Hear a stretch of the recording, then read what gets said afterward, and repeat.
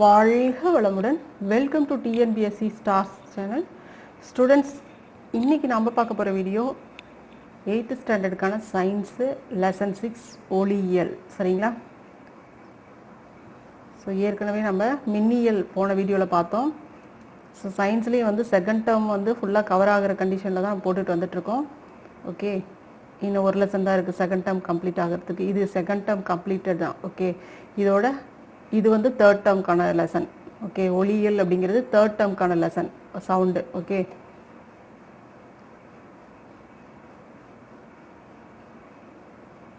Okay, நம்ம questions பார்க்கலாம். பார்க்கறதுக்கு முன்னாடி நம்ம சேனலை சப்ஸ்கிரைப் பண்ணாதவங்க பண்ணிடுங்க. பக்கத்தில் இருக்கிற பெல் ஐக்கானையும் கிளிக் பண்ணிடுங்க. ஏன்னா நிறைய பேர்த்துக்கு வீடியோக்கள் நிறைய தெரியல போட்டது. அதனால் சப்ஸ்கிரைப் பண்ணி பெல் ஐக்கானை கிளிக் பண்ணிட்டீங்க அப்படின்னா உங்களுக்கு போட போகிற வீடியோக்கள் அப்டேட் ஆகும். அதனால் மறக்காமல் பெல் ஐக்கானையும் கிளிக் பண்ணிடுங்க. ஓகேம்மா, தேங்க்யூ. கொஷின்ஸ் பார்க்கலாம் பாருங்கள். ஒளி அலைகள் எதில் மிக வேகமாக பரவுது அப்படின்னா எதுலங்க? உலோகங்களில் தான் வேகமாக பரவும். சரிங்களா? ஒளி அலைகள் வேகமாக பரவக்கூடியது எதுலைங்க? உலோகங்களில் தான். உலோகங்களை நம்ம தட்டும் பொழுது ஒளி அலைகள் எது பண்ணுது இல்லையா? ஸோ அதில் தான். பின்வருவனவற்றுள் அதிர்வுகளின் பண்புகள் எவை? அதிர்வுகளுடைய பண்புகள் எது எது அப்படின்னு பார்த்தோம்னா சுருதி, உரப்பு, இதுதான் அதிர்வுகளின் பண்புகள். இது நம்ம இன்னும் 2 மார்க் கொஸ்டின்லேயும் பார்க்கலாம்.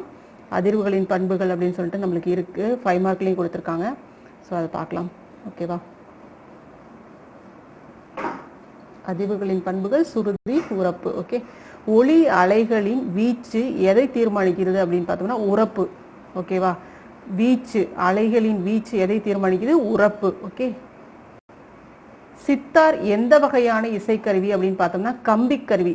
ஓகேவா? சித்தார் அப்படிங்கிறது ஒரு வகையான கம்பிக்கருவி. பொருந்தாத ஒன்றை கண்டுபிடி அப்படிங்கிறாங்க. வயலின் தான். சரிங்களா? இதில் ஹார்மோனியம், புல்லாங்குழல், நாதஸ்வரம் எல்லாமே ஒரே வகையான அந்த இது.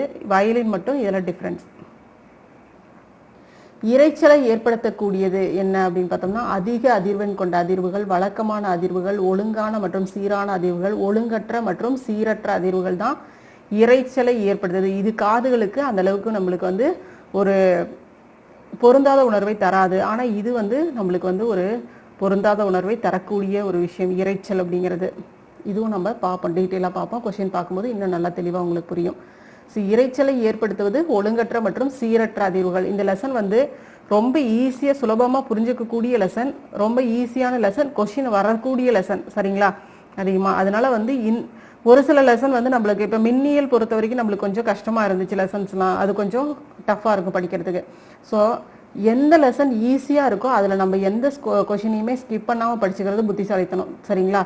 எழுதுறதுக்கும் ஈஸியாக இருக்கும் மற்றும் டைம் நம்மளுக்கு ரொம்ப வந்து டைம் குறைவாக இருக்கும் எழுதும்பொழுது. அதனால் எது வந்து ஈஸியாக இருக்குது, புரியக்கூடிய வகையில் இருக்கும் அந்த லெசனை நம்ம ஃபுல்லாகவே எல்லா கொஷினையும் படிச்சுக்கிறது பெட்டர். சரிங்களா? ஏன்னா நம்மளால் முடியல அப்படிங்கிற ஒரு லெசனை நம்மளால் ஸ்கிப் பண்ணுறதுக்கு, அதாவது இதில் வரும் இல்லையா, சாய்ஸில் கொஷின் வரும் இல்லையா, அதில் விட்டுட்டு போயிட்டு இருக்கலாம். ஓகேவா? அதனால இந்த லெசன் பொறுத்த வரைக்கும் எல்லா கொஸ்டினுமே ரொம்ப ரொம்ப ஈஸி. அதனால சூப்பராக படிச்சுக்கோங்க. இதை மனித காதுக்கு கேட்கக்கூடிய அதிர்வெண் வரம்பு எவ்வளோ அப்படின்னு பார்த்தோம்னா 20 ஹெர்ட்ஸ் முதல் 20 ஹெர்ட்ஸ் முதல் 20,000 ஹெர்ட்ஸ் வரை. ஓகேவா? மனித காதுக்கு இவ்வளோ அதிர்வெண், இந்த அளவுக்கு நம்மளால கேட்க முடியும். நம்ம காதுகளுக்கு கேட்கக்கூடிய அந்த கெப்பாசிட்டி ஒரு அளவுக்கு மேலே ஆயிடுச்சுன்னா நம்மளுக்கு வந்து அந்த காதுகள் வந்து முடியாது இல்லையா கேட்கக்கூடிய. அது வந்து ரொம்ப நம்மளுக்கு வந்து ஒரு இரிட்டேஷனாக இருக்கும். அது வந்து அது நல்லதும் கிடையாது இல்லையா? அதான். அப்போ அதனுடைய வரம்பு எவ்வளோங்க? 20 ஹெர்ட்ஸ் முதல் 20,000 ஹெர்ட்ஸ் வரை. ஒளி அலையின் வீச்சு மற்றும் அதிர்வெண் அதிகரிக்கும் போது பின்வருவனவற்றுள் எது உண்மையாக இருக்கும்? என்ன சொல்றாங்க? ஒளி அலையின் வீச்சு மற்றும் அதிர்வெண் அதிகரிக்கும் போது எது உண்மையாக இருக்கும் அப்படின்னு பார்த்தோம்னா உரப்பு அதிகரிக்கிறது மற்றும் சுருதி அதிகமாக இருக்கும். சரிங்களா? அலையின் வீச்சு ஏற்கனவே பார்த்தோம். அலையின் வீச்சு அதோட தொடர்புடையது என்னன்னு பார்த்தோம், உரப்பு அப்படின்னு பார்த்தோம் இல்லையா? அதுதான். உரப்பு அதிகரிக்கிறது, சுருதியும் அதிகமாக இருக்கும். ஓகேவா? இரைச்சலால் ஏற்படுவது என்னதுங்க? எல்லாமே தான். எரிச்சல், மன அழுத்தம், பதட்டம், தலைவலி கூட ஏற்படும். சரிங்களா? ஸோ இது எல்லாமே ஏற்படும் இரைச்சலால் ஏற்படக்கூடிய இது.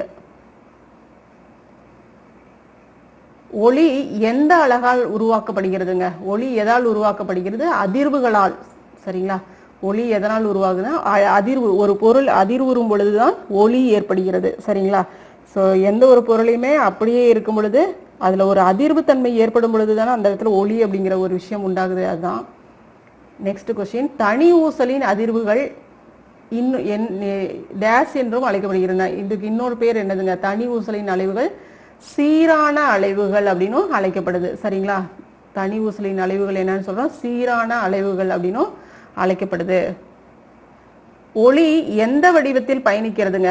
இயந்திர அலை வடிவத்தில் பயணிக்கிறது. ஒளி இயந்திர அலை வடிவத்தில் பயணிக்கிறது.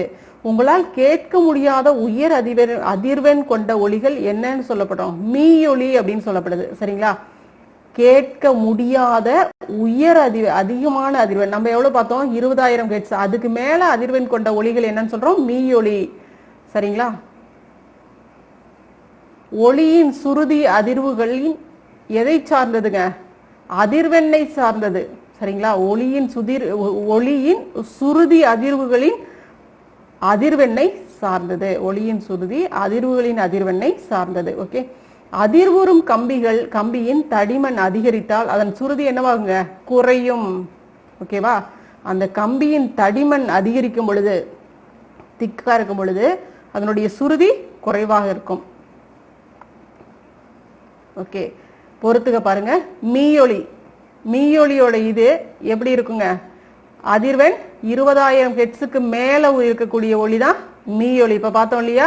என்னதுங்க? உங்களால் கேட்க முடியாத உயர் அதிர்வெண் கொண்ட ஒலிகள் மீயொலி அப்படின்னு சொல்றோம். அப்ப நம்ம என்ன பார்த்தோம்? 20 முதல் 20,000 ஹெர்ட்ஸ் நம்மளால கேட்க முடியாத ஒளி. அப்ப 20,000 ஹெர்ட்ஸுக்கு மேல இருக்கக்கூடிய ஒளி தான் மீயொலி அப்படின்னு நம்ம சொல்றோம். ஓகே. காற்றில் ஒளியின் வேகம் எவ்வளவுங்க? காற்றில் ஒளியின் வேகம் 331 மீட்டர் பர் செகண்ட்.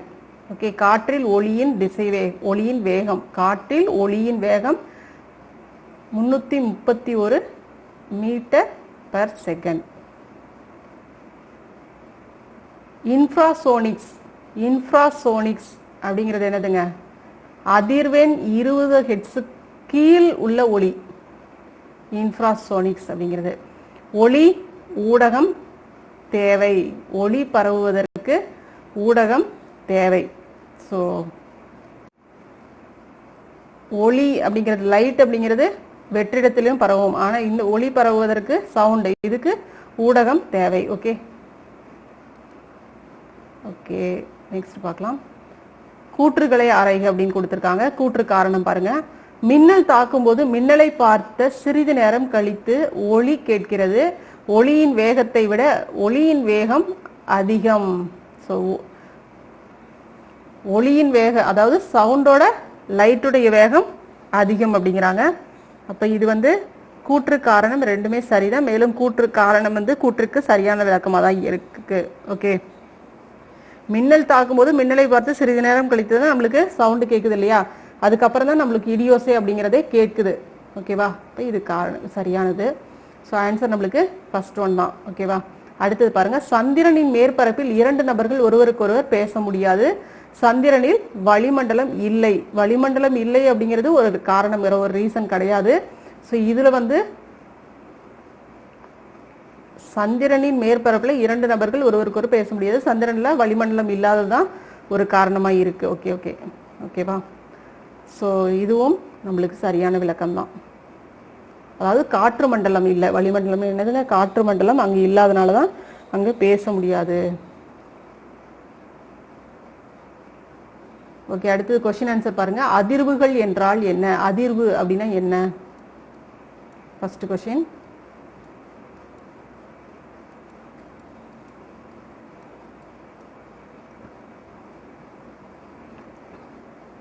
பாருங்க. ஒரு பொருள் அதிர்வுக்கு உட்படுத்தப்படும் போது ஒளி உருவாகிறது. ஒரு பொருளின் முன்னும் பின்னுமான இயக்கம் அதிர்வு எனப்படும். சரிங்களா? ஒரு பொருளை நம்ம அதிர்வுக்கு உட்படுத்தும் போது அங்க ஒளி உருவாகிறது. அந்த ஒரு பொருளை முன்னும் பின்னும் மின்னும் பின்னுமான அந்த இயக்கம் தான் நம்ம என்ன சொல்றோம்? அதிர்வு அப்படின்னு சொல்றோம். இந்த பக்கம் அந்த பக்கம் தள்ளும் பொழுது ஒரு அதிர்வு உண்டாகுது. இந்த மாதிரி இதுலேயே நம்ம பார்ப்போம், அதெல்லாம் விளையாடுவோம் இல்லையா, ஒரு பாக்ஸில் ரப்பர் பேண்ட் போட்டுக்கிட்டு அந்த மாதிரி இழுத்து இழுத்து விடும் பொழுது அந்த ஒரு அதிர்வு ஏற்படுது இல்லையா, அதுதான் இங்கே சொல்லப்படுது.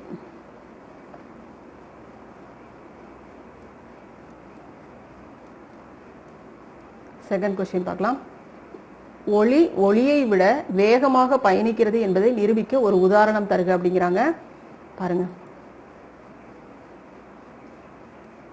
இப்பதான் பார்த்தோம், காரணம் கூற்றுல பார்த்தோம் சரியா, எப்படி ஒளியை விட வேகமாக பயணிக்குது அப்படிங்கிறத பார்த்தோம். அது என்ன ரீசன் அப்படின்னு பார்த்தோம். ஓகே, பாருங்க, மின்னல் தான் அதுக்கு ஒரு இதுக்கு உதாரணம் தருக அப்படிங்கிறாங்க. உதாரணம் மின்னல். ஒளியை விட ஒளி வேகமாக பயணிக்கிறது. ஒளியை விட ஒளி வேகமாக பயணிக்கிறது என்பதை காண்பிப்பதற்கான பொதுவான எடுத்துக்காட்டு தான் நம்ம மின்னல் அப்படிங்கிறோம். மின்னல் தாக்கும் போதெல்லாம் நீங்கள் முதலில் மின்னலை பார்க்குறீங்க, அதுக்கப்புறம் தான் நம்ம என்ன பண்றோம், சிறிது நேரம் கழித்து தான் அந்த இடியோசை அப்படிங்கிறதே நம்மளுக்கு கேட்குது சரிங்களா. இடியோசைன்னு போட்டுக்கோங்க. சிறிது நேரம் கழித்து இடியோசை நாம் கேட்கிறோம் அப்படின்னு போட்டுங்க. இந்த இடத்துல நாம்னே போடுங்க சரிங்களா. நீங்கள் அப்படிங்கிற இடத்துல நாம்னு போடுங்க. நாம் முதலில் மின்னலை பார்க்கிறோம். ஓகேவா, மின்னல் தாக்கும் போதெல்லாம் நாம் முதலில் மின்னலை பார்க்கிறோம், பின்னர் சிறிது நேரம் கழித்து தான் இடியோசையை கேட்கிறோம். சரியா, இதுதான் நம்மளுக்கு ரீசன். ஓகேவா, இப்படி எழுதிக்கோங்க. இது நம்ம உணர்த்துறது தான். ஒளியின் உரப்பை 4 மடங்கு அதிகரிக்க அதிர்வுகளின் வீச்சு எவ்வளவு மாற்றப்பட வேண்டும் அப்படிங்கிறாங்க சரிங்களா. ஒளியினுடைய அந்த உரப்பை 4 மடங்கு அதிகரிக்கணும்னா அந்த அதிர்வுகளின் வீச்சு எவ்வளவு அப்படின்னு பார்த்தோம்னா 2 மடங்கு மாற்றப்படணும். ஓகேவா, பார்த்துக்கோங்க. ஒளியின் உரப்பை 4 மடங்கு அதிகரிக்க அதிர்வுகளின் வீச்சு 2 மடங்கு மாற்றப்பட வேண்டும். அவ்வளவுதான். ஓகேவா. மீயொலி என்றால் என்ன? மீயொலி இப்பதான் பார்த்தோம். மீயொலினா என்னன்னு மறுபடியும் இங்க கொஸ்டின்ல பார்க்கலாம் ப்ராப்பரா. பாருங்க, 20,000 ஹெர்ட்ஸை விட அதிக அதிர்வெண் கொண்ட ஒலி மீயொலி என அழைக்கப்படுகிறது. ஓகேவா, ரொம்ப ஈஸி.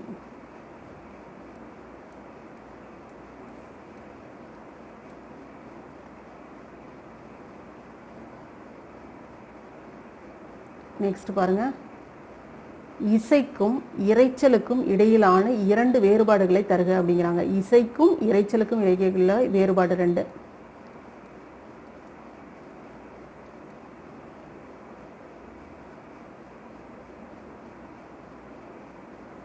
இசைக்கும் இரைச்சலுக்கும் அப்படியே பேராகிராஃபா கொடுத்தீங்கனாலும் ஓகே, இல்லை பாயிண்ட் நீங்க இது மாதிரி வேறுபாடு மாதிரி 2 பாயிண்ட், இதுல 2 பாயிண்ட் அதுல 2 பாயிண்ட் கொடுத்தீங்கன்னா ஓகே தான், போதும். சரியா. ஸோ இசை அப்படின்னா என்னன்னு பாருங்க.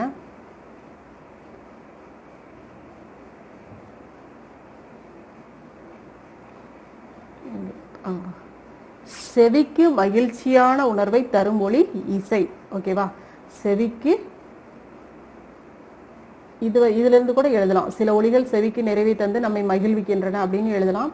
பட் நம்மளுக்கு 2 பாயிண்ட் கொடுத்தா போதுமானது, ஏன்னா இது 2 மார்க் கொஸ்டின், அதனால நம்ம இங்கிருந்து எடுக்கிறோம். ஓகேவா, செவிக்கு மகிழ்ச்சியான உணர்வை தரும் ஒலி இசை என்று அழைக்கப்படுகிறது. சீரான அதிர்வுகளால் இசை உருவாக்கப்படுகிறது. 2வது பாயிண்ட். ஓகேவா, ஃபர்ஸ்ட் பாயிண்ட் மகிழ்ச்சி கொடுக்குது, 2வது பாயிண்ட் சீரான அதிர்வுகளால் இசை உருவாக்கப்படுகிறது. இது 2வது பாயிண்ட். ஓகேவா, அடுத்தது இது இசைன்னு போட்டுக்கோங்க. அடுத்தது என்ன சொல்றோம், இரைச்சல். ஓகேவா, இரைச்சல் பாருங்க.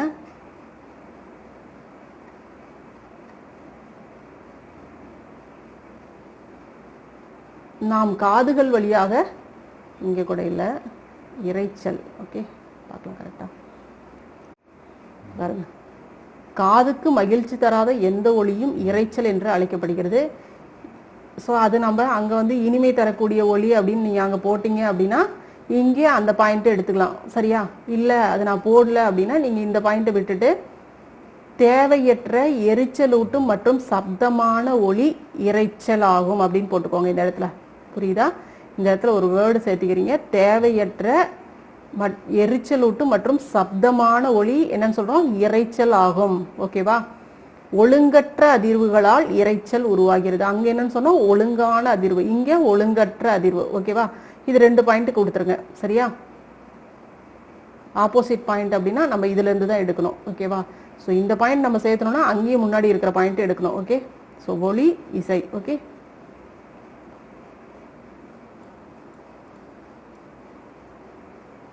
ஒளி வேறு மாசுபாட்டின் விளைவுகள். ஒளி மாசுபாடு அதனுடைய விளைவுகள் என்ன, ஒளி மாசுபாட்டின் காரணமாக ஏற்படக்கூடிய அந்த விளைவுகள் எப்படி இருக்கும் அப்படின்னு பாருங்க. இரைச்சலானது எரிச்சல், மன அழுத்தம், பதட்டம் மற்றும் தலைவலி ஆகியவற்றை ஏற்படுத்தலாம். ஓகேவா? இது நம்மளுக்கு ஒளி மாசுபாட்டின் காரணமாக ஏற்படக்கூடிய விளைவுகள் தான். சரியா? பாதிப்புகள்னாலும் விளைவுகள்னாலும் எல்லாம் ஒண்ணுதான். நீண்ட காலத்திற்கு இரைச்சலை கேட்கும்போது ஒரு நபரின் தூக்க முறை மாறக்கூடும். தொடர்ந்து இரைச்சலை கேட்பதால் செவிப்புலன் திறன் பாதிக்கப்படலாம். சில நேரங்களில் இது செவிப்புலன் இழப்பிற்கு வழிவகுக்கிறது. திடீரென அதிகப்படியான இரைச்சலை கேட்கும்போது மாரடைப்பு மற்றும் மயக்கம் ஏற்படக்கூடும். ஓகேவா? திடீர்னு ஒரு பெரிய ஒரு அதிர்வு ஏற்படும் போது திடீர்னு ஒரு சிலருக்கு மாரடைப்பு, அதை தாங்கிக்கக்கூடிய அந்த கெப்பாசிட்டி இருக்காது. அது மாதிரி மயக்கம் கூட ஒரு சிலருக்கு ஏற்படக்கூடும். ஓகேவா? ஸோ இதில் நம்ம 4 பாயிண்ட் கொடுத்தா போதும். ஏன்னா நம்மளுக்கு 2 மார்க் கொஸ்டின் தானே, அதனால ஒரு 4 பாயிண்ட் மட்டும் இது மட்டும் கொடுத்துருங்க போதும்.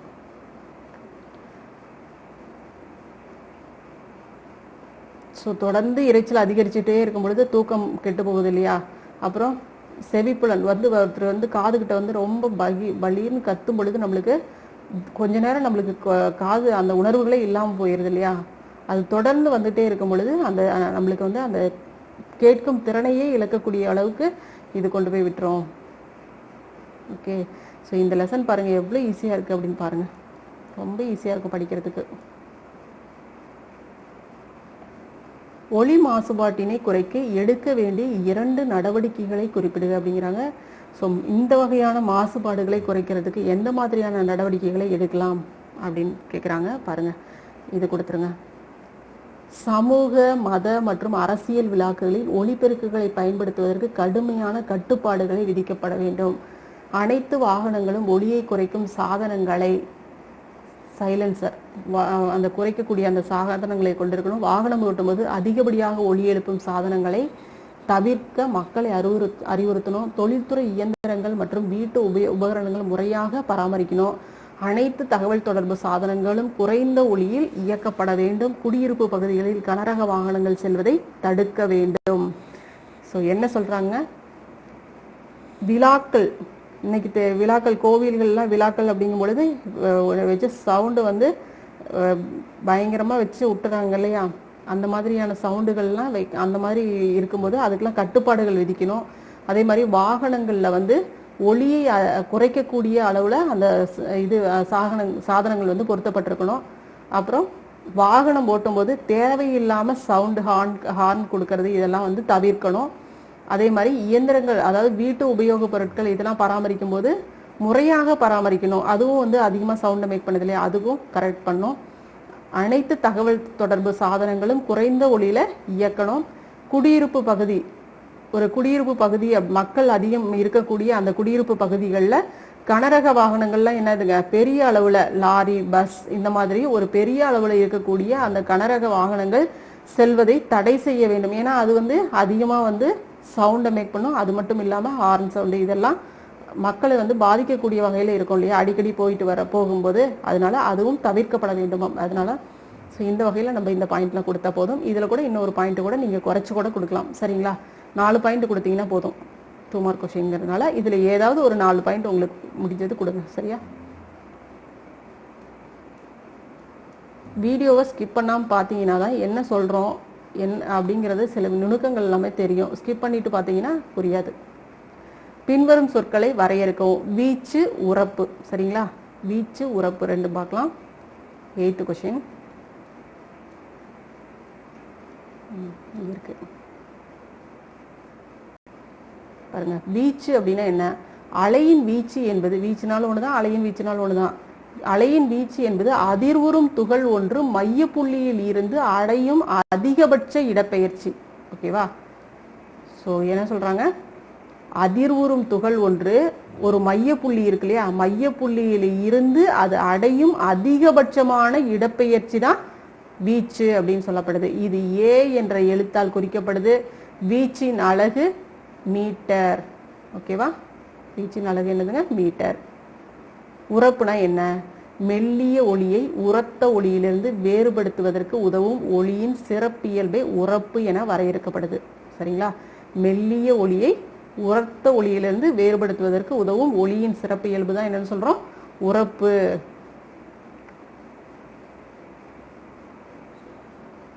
உரப்பு இருக்குதா அப்படின்னு கேட்கணும்ல, நல்லா ஸ்ட்ராங்கா, அதுதான்.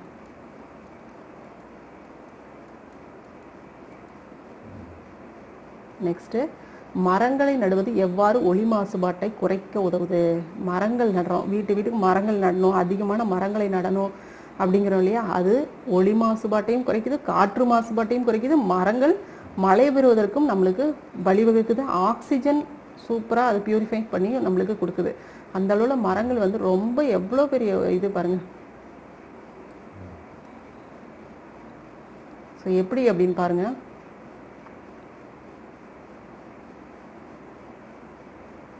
தண்டுகள், இலைகள், கிளைகள், மரம் போன்ற தாவர பாகங்கள், அதாவது மரத்தில் இருக்கக்கூடிய ஒட்டுமொத்த தாவர பாகங்களும் ஒளியை உறிஞ்சிக்குது. சரியா? வேர்களை தவிர. ஓகேவா? தண்டு, இலை, கிளைகள், அந்த இதில் இருக்கக்கூடிய அந்த மரக்கிளைகள், மரம், இதெல்லாமே இந்த இருக்கக்கூடிய தாவர பாகங்கள் எல்லாமே ஒளியை உறிஞ்சுகின்றன. கரடு முரடான அந்த பட்டை, மரங்களில் இருக்கக்கூடிய அந்த பட்டை இருக்கு இல்லையா, அந்த பட்டையும் என்ன பண்ணுது அப்படின்னா அதுவும் ஒளியை உறிஞ்சுக்கிறதுக்கான இதுதான். கரடு முரடான பட்டை மற்றும் அடர்த்தியான சதைப்பற்றுள்ள இலைகள் அவற்றின் மாறும் மேற்பரப்பு காரணமாக ஒளியை உறிஞ்சுகிறது. சரிங்களா? இலைகள், அவற்றின் இலைகள் இருக்கு இல்லையா, தடித்து அதனுடைய மேற்பரப்பு மாறும் இல்லையா, அந்த மாறும் மேற்பரப்பு அது காரணமாக அதுவும் ஒளியை உறிஞ்சிக்குது. குறிப்பா ஒளி மாசுபாட்டை குறைக்க இது மரங்கள் பயனுள்ளதாக இருக்கு. அவ்வளவுதாங்க. சரிங்களா? ஒளி மாசுபாட்டை குறைக்க பயனுள்ளதாக மரங்கள் நமக்கு உதவுது. ஸோ இது நம்ம ஓனா கொடுக்கறது தான். இந்த அளவில் எழுதிக்கோங்க. சரிங்களா?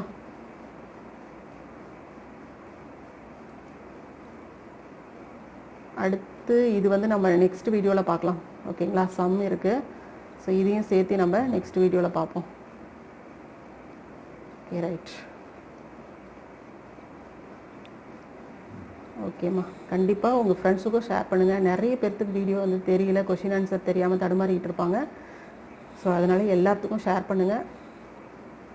தேங்க்யூ.